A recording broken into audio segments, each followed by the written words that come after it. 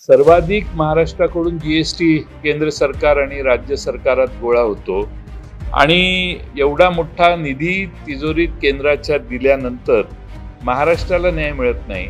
शेजारच्या पाजारच्या राज्यांना न्याय मिळाला जातो अर्थसंकल्पात, पण केंद्रीय अर्थसंकल्पातून महाराष्ट्राला मदत कधी झाली नाही।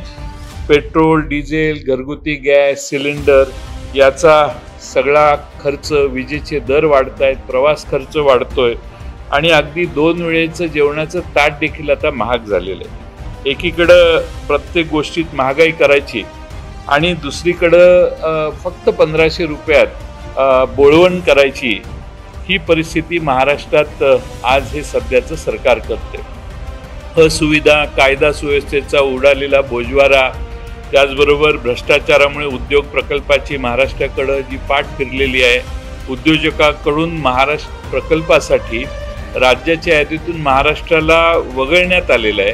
का तर या महाराष्ट्रात भ्रष्टाचार प्रचंड झालेला आहे आणि प्रत्येक गोष्टीत आपला वाटा मागणारे सत्ताधीश हे महाराष्ट्रात उद्योग येत नाहीत असं वातावरण निर्माण करण्यात सहाय्यभूत ठरतात।